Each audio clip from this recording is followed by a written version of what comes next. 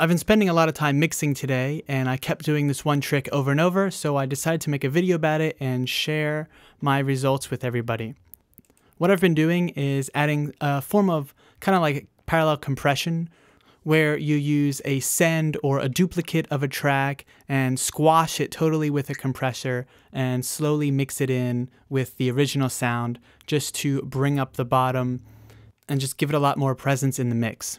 But instead, what I'm doing is using things like distortion, bitcrusher, and phaser to do this very same thing. So with this track, let me just let you listen to the part that I'm talking about.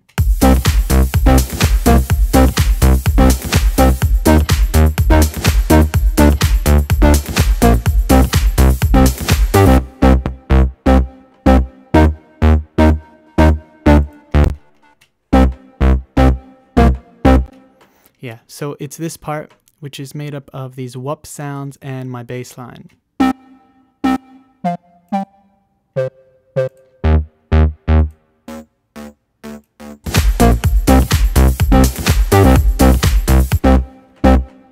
So I have these sends, E and D, which are going to this EQ, camel crusher, and then another EQ, and then send E is going to EQ, bitcrusher, phaser, EQ, and then utility, which just has the width up a little bit to make it wider.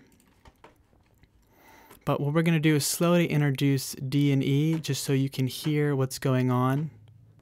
I would also recommend putting a high-pass filter like this on all of your reverbs as well. This will significantly help you to stop muddying up the low end of your mix. Seriously, try this out. I promise you will hear a difference.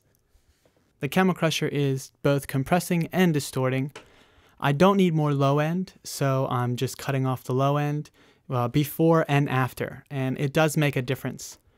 You might want to bring your first EQ down a bit. It's just this has a lot of bass in it, so I don't need any more distortion or raunchy low end bass. I just want to generate more high frequency content so that it sticks out more in the mix.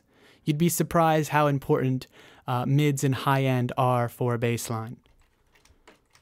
So let me put that back. But that's where I thought it sounded good. Let me slowly introduce it so you can hear what I'm talking about.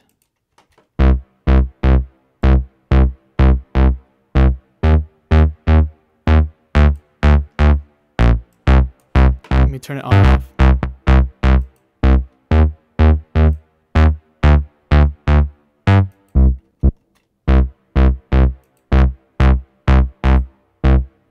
It's very subtle. It's not something that's going to necessarily jump out at you, but it'll make the low end more noticeable in the mix. Let me add the bitcrusher and phaser now, because that's a really cool sound as well.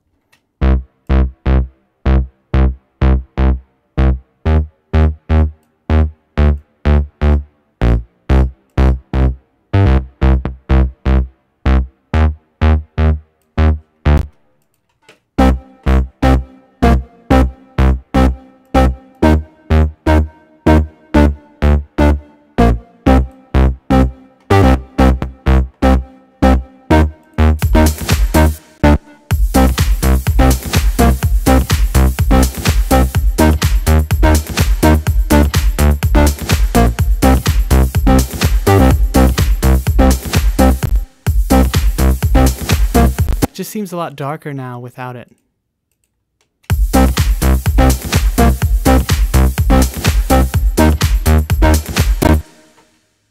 And also for these whoop sounds.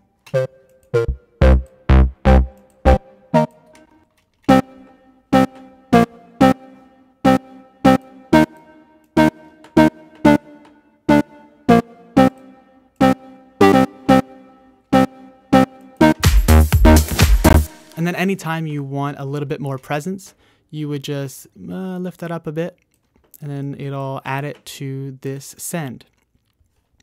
If you're unfamiliar with how to create sends, you can right click up here, insert return track, and it'll pop up here. By clicking these two buttons down here, you can show and hide the sends and returns. So you just click these and then bring this up as you need it. But it's the subtle details like this that really make your mix stand out.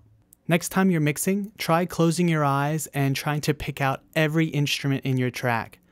If one sounds a little bit too far away or not present enough, or you can't distinctively tell what notes are playing, then you might want to try this trick and make it more prominent. Because every instrument should be clearly heard, unless you purposely have it in the background as kind of like a pad or an ambient sound. I hope this helps you out. Let me know if it does in the comments. And as always, thank you for watching.